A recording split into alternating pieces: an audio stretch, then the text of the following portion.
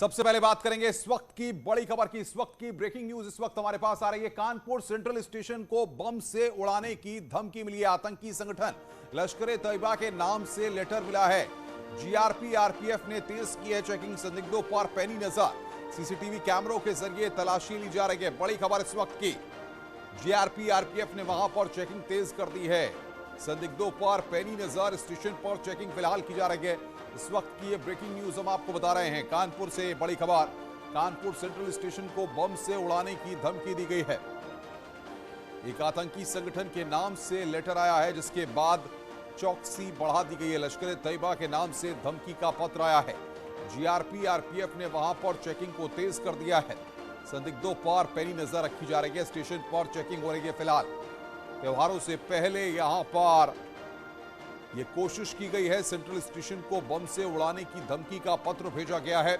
अमित गंजू हमारे संवाददाता कानपुर से इस खबर को ब्रेक कर रहे हैं। अमित, बताइए क्या अपडेट आपके पास है। कि कानपुर सेंट्रल स्टेशन एनसीआर का सबसे बड़ा स्टेशन है, जहां 300 ट्रेन प्लस माइनस चलती हैं। हापुड़ के स्टेशन सुपरिटेंडेंट पे जो लेटर आया उसमें साफ तौर पे मेंशन है कि 26 नवंबर को कानपुर के सेंट्रल स्टेशन को बम से उड़ाया जाएगा, जिसके बाद से कानपुर के रेलवे अधिकारियों से ने एक बैठक बुलाई। देर रात तक मंथन चला और अधिकारियों ने पूरी रात भर 1 नंबर से लेकर 10 नंबर तक प्लेटफॉर्म तक चेकिंग का अभियान चलाया। 4 टीम्स को गठित किया गया, जिसमें उप निरीक्षक और 3 आरक्षी हर प्लेटफॉर्म पर रहेंगे। इसके अलावा सीसीटीवी कैमरे में आरपीएफ के आरक्षक के साथ जीआरपी को भी लगाया गया। पार्सल वैन, पार्सल यान, सीपीसी, माल गोदाम और ऐसे तमाम जगहों पर पुलिस ने अपनी सादी वर्दी में लोगों को डिप्लॉय किया, क्योंकि त्योहार के मद्देनजर अब डेट्स का कहीं रिशफलिंग ना हो, डेट्स को दरकिनार करते हुए। बिल्कुल बिल्कुल अमित, लेकिन ये पहला मामला नहीं है। इससे पहले भी हम देख चुके हैं कि कई बार इस तरह के पत्र आते हैं और शरारती तत्व इस तरह से माहौल गरमाने की कोशिश करते हैं, लेकिन रेलवे के अधिकारी कितनी गंभीरता से इसको ले रहे हैं, बताइए जरा। देखिए, निश्चित तौर पर कोई लेटर का ये पहला मामला नहीं है, क्योंकि इससे पूर्व में भी अगर हम बात करें 2009 की, 2017 की या 2021 जिसकी अब लेटर की बात की जा रही है, तो कहीं ना कहीं शरारती तत्वों का बाद में चलता है कि कोई कॉलेज स्टूडेंट हुआ रहा है या विक्षिप्त व्यक्ति रहा, कोई बिहार का था, कोई सिवान का, किसी को मुंगेर का बताया, कोई नालंदा से या कोई उड़ीसा से बैठ के इस तरह की हरकतें करता है। लेकिन जिस प्रकार से संगठन के जो हमारे सूत्र बताते हैं उसमें बाकायदा लेटर पे उनका संगठन, आतंकी संगठन का लश्कर ए तैयबा का नाम है और उर्दू से उसमें सब मेंशन हुआ पड़ा है, क्योंकि कुछ ऐसी लैंग्वेजेस होती हैं जो शायद स्टेशन सुपरिटेंडेंट के भी जहन में या उनको नॉलेज में नहीं थी। लेकिन बिल्कुल अमित, बहुत बहुत शुक्रिया आपका हमारे साथ जुड़ने के लिए और बातचीत करने के लिए। अमित गंजू हमारे संवाददाता कानपुर से इस बड़ी खबर पर हमें अपडेट दे रहे थे।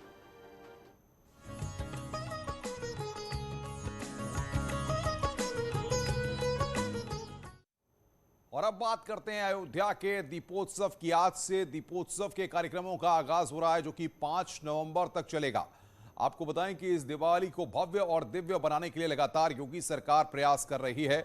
इसकी सभी तैयारियां पूरी हो चुकी हैं। इस बार अयोध्या की दीपावली को खास बनाने के लिए योगी सरकार ने नया रिकॉर्ड बनाने की तैयारी की है। मतलब अयोध्या में इस बार 9 लाख दिए जलाने की तैयारी है, जिसको सफल बनाने के लिए आज से दीपक बिछाने का काम होगा। मतलब इस बार दिवाली पहले की तुलना में और ज्यादा भव्य होने वाली है। इसके साथ ही उत्तर प्रदेश के सभी 75 जिलों में दीपावली मेला चल रहा है, जो कि 4 नवंबर तक चलेगा।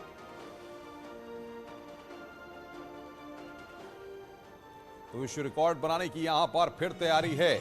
अयोध्या में दीपोत्सव का आगाज आज से होना है। अयोध्या में भव्य दिवाली, आज से दीपोत्सव का आगाज होना है और तैयारियां पूरी यहां पर करके रखी गई हैं। 5 नवंबर तक अयोध्या में यह दीपोत्सव होगा।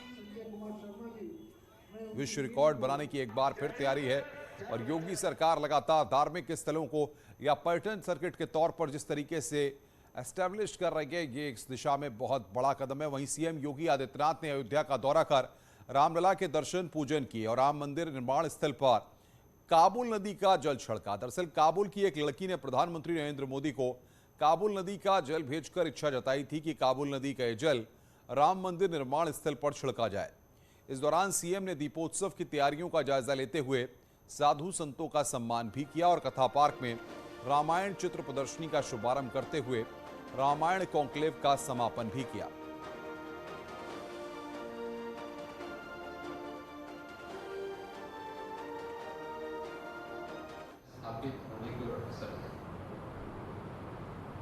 इस प्रकार के आध्यात्मिक और धार्मिक आयोजन इस प्रयोजन को एक नई ऊंचाइयों तक पहुंचाएंगे। आपकी इस आस्था का ही तप है, परिणाम है। इस सदी की सबसे बड़ी महामारी कोरोना हमारे पर्व और त्योहारों के दौरान पूरी तरीके से नियंत्रण में है। आप देख सकते हैं, आतंक के साए में रह रही एक बालिका अपनी आस्था को किस रूप में प्रकट करती है कि उसे लगा है कि नहीं, भले ही मुझे संकट है, लेकिन मेरे राम मुझे मेरे संकट से मुक्त करवाएंगे। और बातचीत करने के लिए अयोध्या चलते हैं सीधे। हमारे संवाददाता निमिष गोस्वामी हमारे साथ ग्राउंड जीरो से लाइव जुड़ रहे हैं। निमिष, अध्यात्म और बाकी चीजों से जुड़ाव होता है वो तो देखने को मिलता ही है, लेकिन दीपावली के दीपोत्सव के मौके पर क्या तैयारियां वहां पर आप देख रहे हैं?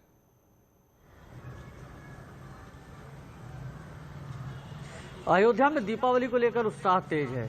आम जनमानस हो, संत महंत हो या फिर प्रशासनिक अमला या फिर पर्यटक, सभी के मन में एक ही उत्साह है कि इस बार 5वां दीपोत्सव कैसा होगा। और जाहिर सी बात है कि उत्तर प्रदेश सरकार इस बार के दीपोत्सव को बेहद खास बना रही है।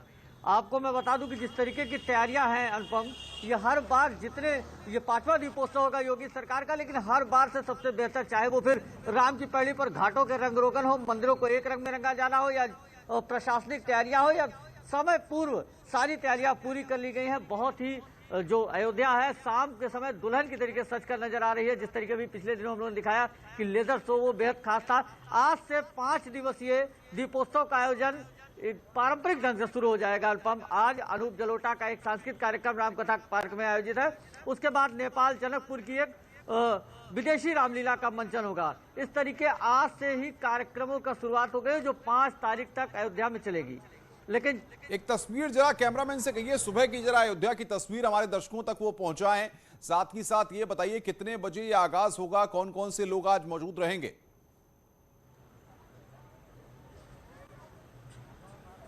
जी, आज अनुपम सबसे अहम होगा अनूप जलोटा का अयोध्या का दौरा।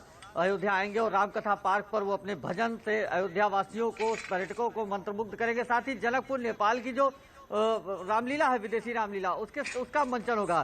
साथ ही आज अवध विश्वविद्यालय के 12,000 वॉलेंटियर यहाँ पर अनुपम घाट पर दीपक बिछाने का काम करेंगे। दीपक आके रख दिया गया है।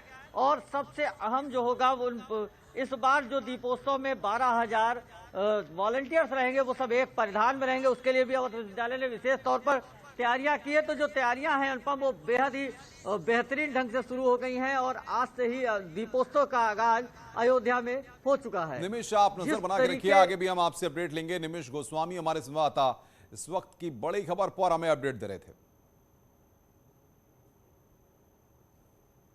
तो आज दीपोत्सव का आगाज होना है और इसके लिए पूरी तैयारियां यहां पर करके रखी गई हैं।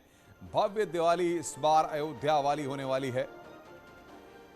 मुख्यमंत्री योगी आदित्यनाथ आज मुरादाबाद के दौरे पर रहेंगे। सीएम योगी यहां पर पुलिस एकेडमी में पासिंग आउट परेड के दौरान सलामी लेंगे। दरअसल 86वीं पुलिस उपाधीक्षकों की मुरादाबाद में पासिंग आउट परेड होनी है, जिसमें सीएम योगी आदित्यनाथ आज हिस्सा लेने जा रहे हैं।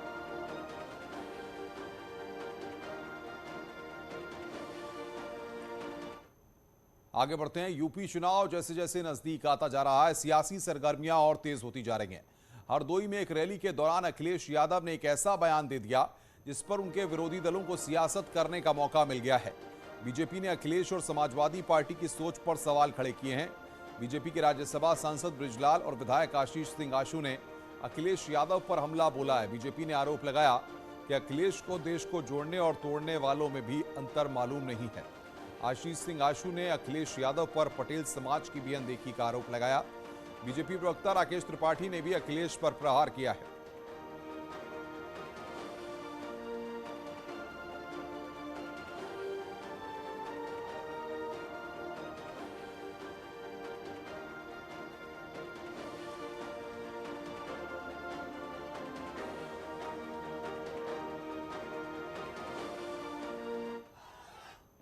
के एक दिन पहले 30 अक्टूबर 1990 को आपके पिताश्री ने राम भक्तों पर अयोध्या में गोली चलवाई थी। मां सरजू का आंचल लाल हो गया था। और अभी 2 नवंबर आने वाला है, आज 31 है ना, इतिहास पढ़ लेना, अपने पिताजी से पूछ लेना। उस दिन कनक भवन और हनुमानगढ़ी के बीच में राम भक्तों का कत्लेआम किया गया था। 50 से ज्यादा लोग मारे गए थे। तो ऐसे अखिलेश यादव, तुम जिन्ना की तारीफ तो करोगे ही, लेकिन इस प्रदेश के लोग, यहाँ के राम भक्त, यहाँ के राष्ट्रवादी, सभी हिंदुत्ववादी, चाहे यहाँ का राष्ट्रवादी मुसलमान, तुमको कभी माफ नहीं करेंगे। आज उन्होंने उनके जन्म दिवस पर, जब हम सब लोग हर्षोल्लास से उनका जन्मदिन अखंड भारत के निर्माता के रूप में मना रहे हैं, तब उन्होंने उनकी तुलना जिन्ना जैसे देश को तोड़ने वाले व्यक्ति से की है।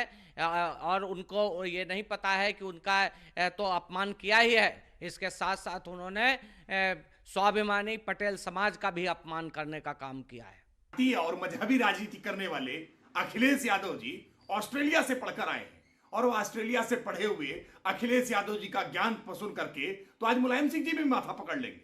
मुस्लिम तुष्टीकरण में आज इस कदर अंधे हो गए हैं कि एक तरफ जब सत्ता रहती है तो आतंकवादियों को छोड़ने की पैरवी करते हैं, और आज जब सत्ता से बाहर है तो जिन्ना की पैरोकारी कर रहे हैं।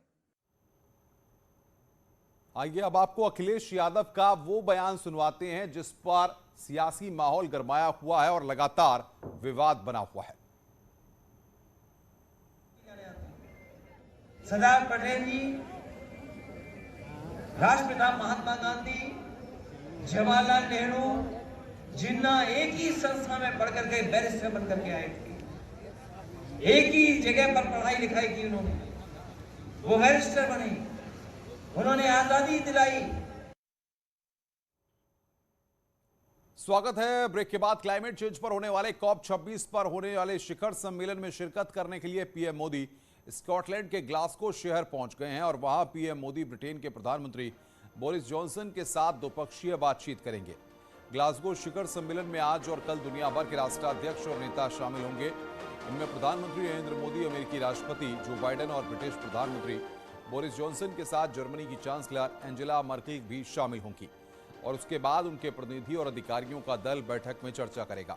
ग्लासगो में पीएम मोदी सबसे पहले दोपहर 2 बजे अलग अलग समुदायों के नेताओं के साथ मुलाकात करेंगे। इसके बाद शाम 4 बजे COP 26 सम्मेलन का उद्घाटन समारोह होगा।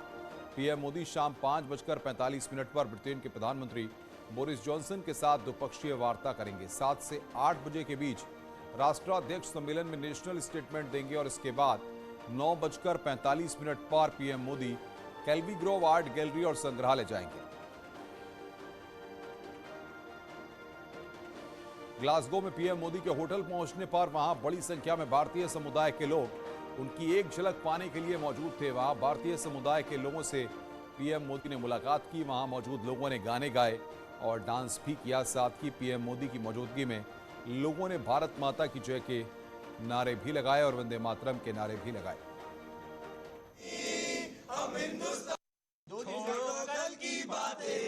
कल की बात पुरानी, लिखेंगे मिलकर नई कहानी।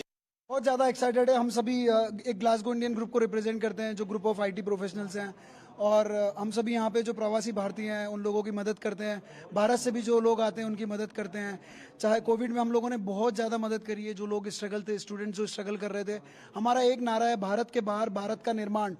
इस नारे को लेके हम लोग सब साथ में चल रहे हैं। स्कॉटलैंड में आना is a big thing for us. हम लोग बहुत ज़्यादा खुश हैं हम लोग, और उनको देखने के बाद बहुत ही ज़्यादा अच्छा लगा। It's a dream come true for us. तो प्रधानमंत्री से मिलने के बाद खासे उत्साहित हैं वहां के लोग। फिलहाल इस बुलेटिन में इतना ही। खबरों का सिलसिला लगातार जारी है। नमस्कार।